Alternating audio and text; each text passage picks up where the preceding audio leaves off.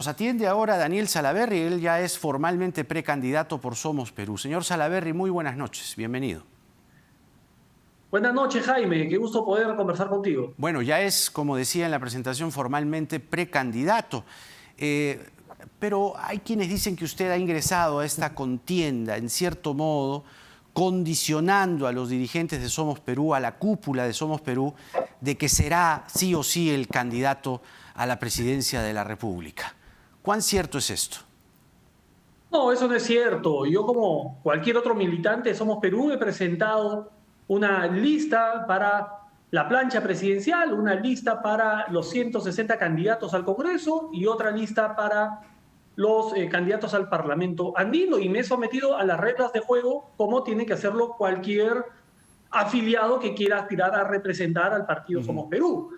Lo que ha ocurrido es que la otra lista que también se había inscrito, al parecer ha tenido algunos errores, no han consignado algunas sentencias por ahí penales y obviamente se le ha declarado improcedente, por lo tanto nos hemos quedado nosotros como lista única. Yo no tengo la culpa que el otro precandidato pues tenga sentencias. Ahora, está difícil, digamos, vistas las cosas hacia adelante, son 6 meses que quedan. Ipsos en la encuesta de hoy le da un 2%, está junto a Ollanta Humala, por ejemplo, o el señor Sillonis, digo, en el porcentaje igualmente repartido entre estas otras dos opciones, o cantidad, digo, de intención de voto. ¿Cuál cree usted que es el mensaje que podría conmover a potenciales electores suyos para hacer que las cifras les sean favorables? Mira, Jaime, primero hay que decir que este partido todavía no se juega. Y antes de los partidos pueden haber varios pronósticos, pero que mientras que no se juegue no sabremos el resultado. Los equipos recién se están armando. Aún soy precandidato del partido Somos Perú. No se oficializan ni siquiera las inscripciones en el Jurado Nacional de Elecciones, así que todavía hay mucho camino por recorrer. Nosotros estamos seguros que vamos a contar con el respaldo de la población porque estamos armando un plan de gobierno con propuestas interesantísimas. Por ejemplo, para el tema de infraestructura, vamos a construir 1 millón de viviendas sociales en los 5 años de gobierno. Actualmente se construyen 40.000. Hay que derribar una serie de barreras burocráticas que existen, por ejemplo, en el Fondo Mi Vivienda, para que estas 40.000 puedan convertirse en 200.000 cada año. Vamos a destinar recursos a nuestros agricultores, que a través del Fondo de Activación Económica no está funcionando. Hay 2.000 millones que se le han entregado a los bancos para que los bancos coloquen a los pequeños agricultores y de los cuales solamente se han colocado 49 millones. Entonces, no se trata de darle dinero al banco para que el banco haga negocio, se trata de salvar a esas pequeñas familias de agricultores que hacen agricultura de autoconsumo y que hoy día lo han perdido todo. Necesitamos inyectarle recursos de entrar en pobreza extrema, porque ya están en pobreza. No, ya, las cifras de pobreza están muy concretas, aumentando, ciertamente. Ahora, ¿cómo ve usted la situación del presidente Vizcarra? Porque conversábamos con la ministra de Justicia hace un momento, ella prudentemente en algunos temas no ha querido entrar, pero cada vez son más los colaboradores eficaces o aspirantes a ellos que lo señalan de haber recibido sobornos. El más reciente habla del exministro Hernández, José Hernández, y el señor Vizcarra. Y ciertamente allí queda un mal sabor de boca, que eventualmente, dicen algunos, debe conducirse esto por la vía fiscal y que las investigaciones lleguen a buen puerto, pero también hay una moción de vacancia corriendo y que en esta semana de representación esperará si es que consigue los votos, 52 como mínimo, para ver si la próxima semana es admitida a debate. ¿Qué le ha parecido a usted esta retahíla de testimonios que coinciden en algo que es grave, ¿no? La recepción de sobornos del señor Vizcarra cuando fue gobernador regional de Moquegua? Son denuncias de corrupción muy graves y muy fuertes las que hemos conocido, por lo menos las que están investigándose, Y le corresponde al presidente Vizcarra explicarle a los órganos jurisdiccionales y aclarar su situación. Respecto a la vacancia, yo creo que el presidente no debe esperar que se admita la moción de vacancia, debería ir al Congreso y aclarar cualquier duda que haya y explicarle a los congresistas y a la nación y al país cada una de estas denuncias que tiene, si son ciertas, si no son ciertas, dar su versión. Pero ¿por qué esperar a ver si se admite o no se admite? Que se comunique con el presidente del Congreso, que le pida una cita, que lo reciban en el Congreso y que se presente en el Pleno y explique cuanto antes para poder recuperar los niveles de estabilidad y de gobernabilidad que requiere nuestro país para que se den las inversiones que necesitamos para la generación de empleo, Jaime. 3 millones de peruanos han perdido su empleo y, a ver, con pleitos entre las agrupaciones políticas, entre los poderes del Estado, no los vamos a recuperar, los vamos a recuperar con inversión. Pero usted le da crédito a lo que señala el presidente, que hay o existen fuerzas oscuras.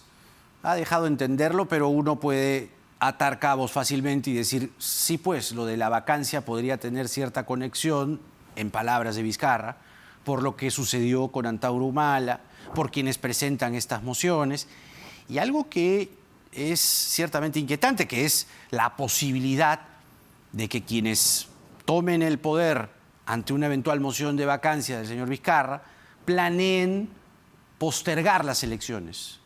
¿Usted le da crédito a las palabras del señor Vizcarra? A ver, es clarísimo que Antauro Humala lidera la bancada de UPP, pero la bancada de UPP solamente son 13 congresistas. Para bancar un presidente se necesitan 87. Yo no sé si los otros congresistas de las otras bancadas se están sometiendo a las decisiones de Antauro Humala. Habría que preguntarles a ellos o a los dirigentes de su partido. Así es que hay que poner... Pero ¿cuál es su opinión? ¿Cuál es su percepción? ¿Le ha dejado esa sensación de que Antauro Humala estuvo, o en todo caso dejó esa estela que hoy se traduce en la moción de vacancia? ¿Cuándo Antauro Humala ha dejado de petardear la gobernabilidad en nuestro país? Lo hizo desde el primer día que salió a la luz pública quién era Antauro Humala. Acuérdate tú, asesinando policías. Sí, claro. Con esta especie de malentendida sublevación. Así es que tampoco es un referente. Que haya un porcentaje de la población que esté frustrada por todo lo que ve diariamente, los casos de corrupción, cómo la pobreza, cómo está creciendo, cómo hay gente que está excluida de este supuesto desarrollo que nos han vendido de estos 20 años o 25 años y que obviamente escucha la posición radical de Antauro Humala y hace eco de ella. Pero eso no significa, pues, que esa línea de pensamiento sea la que necesita nuestro país para sacarlo de la situación en la que estamos y en la que probablemente nos estamos dirigiendo, a nivel económico, a nivel de enfrentamiento, de polarización entre los peruanos. No, claro, pero yo le preguntaba si da crédito a las palabras del señor Vizcarra, el presidente de la República, cuando dice que estas fuerzas quieren postergar las elecciones. O sea, ¿en verdad es así para usted? Mira, el presidente Vizcarra ha dicho que había 2 partidos políticos que se los han planteado. En todo caso, me imagino que tendrá las pruebas para sustentar lo dicho. Personalmente creo que sería un tremendo error. Tenemos elecciones ya convocadas para abril del próximo año y lo que tenemos que hacer es más bien mostrarle a la población qué es lo que le ofrecemos para los próximos 5 años, Jaime. Estar en estos debates si es que hay un complot, una confabulación o una conspiración, vuelvo a repetir, no ayuda en nada para recuperar los 3 millones de empleos que se han perdido, para atender las legítimas demandas de los maestros, para invertir en nuestro campo, para construir... No, y la pandemia, y la crisis económica. No solamente quienes pretendemos llegar a ese cargo, sino quienes están gobernando en este Pero estamos pues en medio de una encrucijada.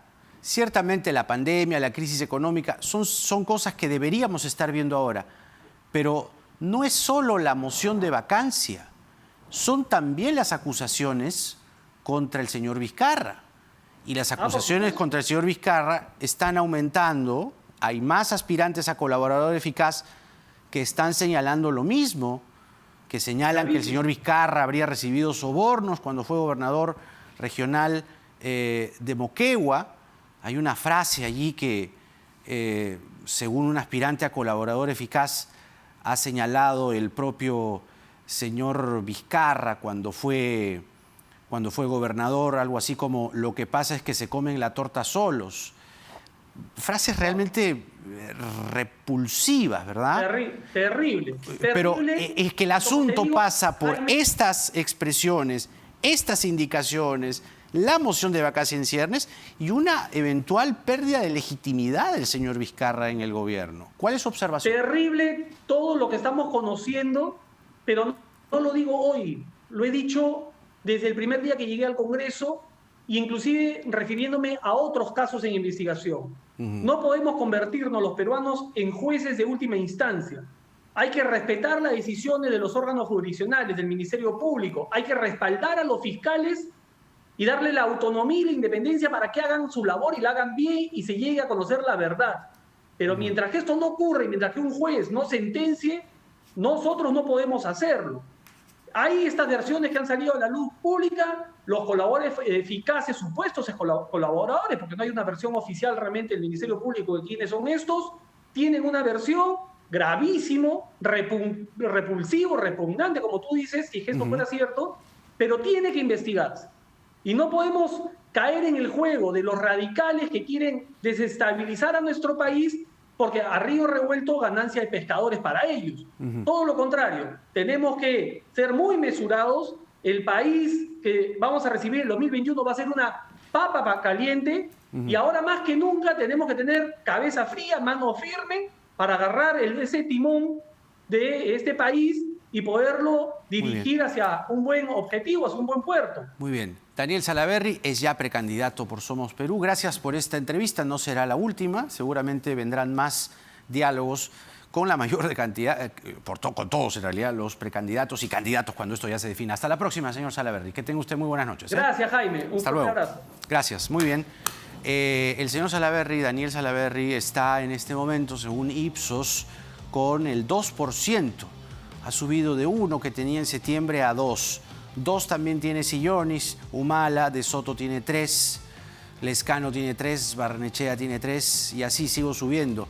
El señor Forsyth, George Forsyth, tiene 19%. Ha caído 4 puntos en relación a septiembre. Todo esto lo miramos luego de esta pausa con Alfredo Torres, presidente de Ipsos, y vamos a mirar también lo que ha pasado ayer con el plebiscito de Chile, porque nada está dicho.